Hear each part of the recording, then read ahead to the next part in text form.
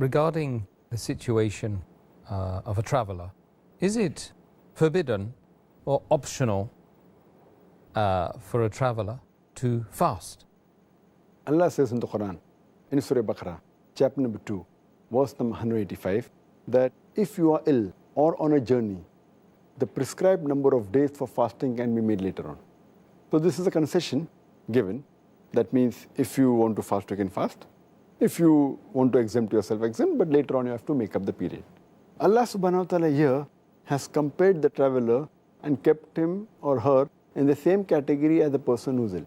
Because the beloved Prophet Muhammad said, it's mentioned in Sahih Bukhari, volume number 3, hadith number 1804, our beloved Prophet said that traveling is a punishment, or when a person goes on a journey, it's like a punishment. That means it's difficult. He has to undergo many hardships.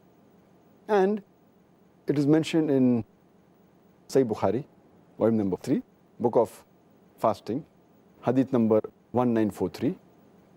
There was a Sahaba by the name of Hamza, may Allah be pleased with him, and he used to always fast even on a journey.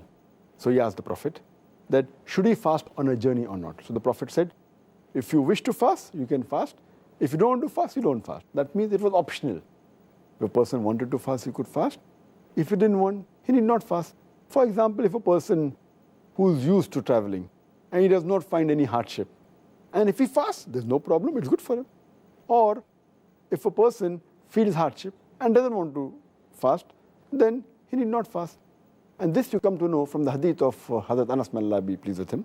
He said, it's mentioned in Sahih Bukhari, volume number 3, hadith number 1947, where Hazrat Anas, may Allah be pleased with him, he says that when we used to travel with the Prophet, some of the companions, they fasted. Some of them did not fast. But those who kept the fast did not criticize those who did not keep the fast. And those who did not fast, they did not criticize those who fasted. So basically, it's optional. Those who can take the strain and want to fast, they can. Those who don't want, it's up to them.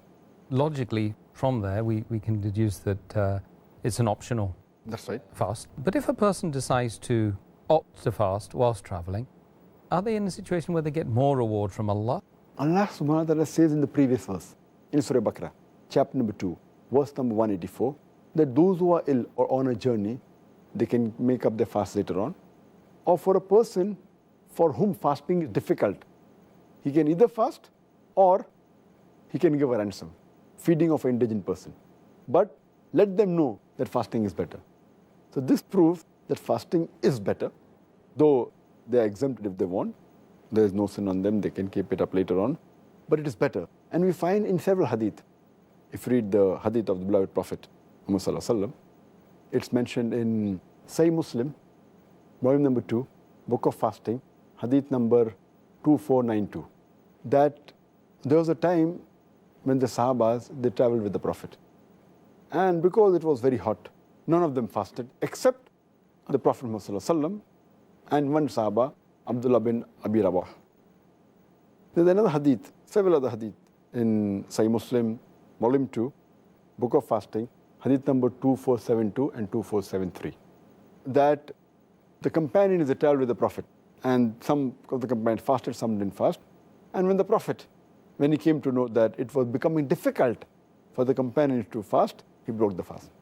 In another hadith, Sahih Muslim, volume number 2, book of fasting, hadith number 2472, once when the Prophet, in the year of the victory of Makkah, he goes to a place along with the Sahabas, and he realizes that some of the Sahabas who were fasting, they were finding it difficult to fast. So the Prophet, at the Asr prayer time, he took a goblet of water and he drank. He broke the fast, so that it becomes easier for the other.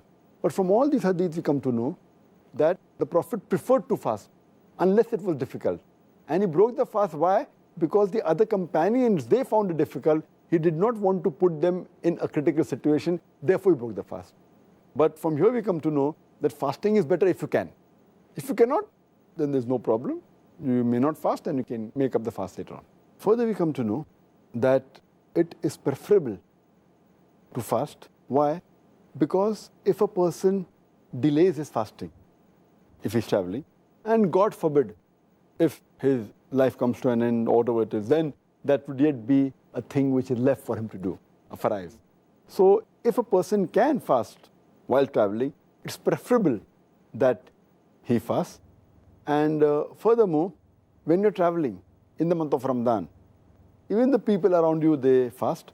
So it's easier in that sense. When you come back home and the month of Ramadan is over, and if you individually want to fast when no one else is fasting, it becomes many a times difficult. So that's one of the reasons also, that if you can do it with the hardship and fast while traveling, it's better, and even thawab is more. Why is a person that is partaking in jihad exempted from fasting? When a person is taking part in jihad, but natural fasting will make him weak, and he will not be able to perform that well in jihad while fighting the way of Allah subhanahu wa ta'ala. That is the reason the beloved Prophet said, it's mentioned in Sahih Muslim, volume number 2, chapter number 420 in the book of fasting, hadith number 2486, that when Prophet Muhammad was going for jihad, he told the Sahabas that we are approaching the enemies. And if you don't fast, it will make you stronger. So break the fast. After this statement, some of the Sahabas, they broke the fast. Some of them yet continued fasting. The next time they stopped, the Prophet said, fasting will make you weak. If you don't fast, you'll be stronger. So break your fast, and I command you, you break it.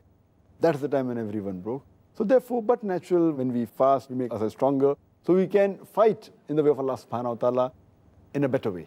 And there are more chances of victory, inshallah. Okay.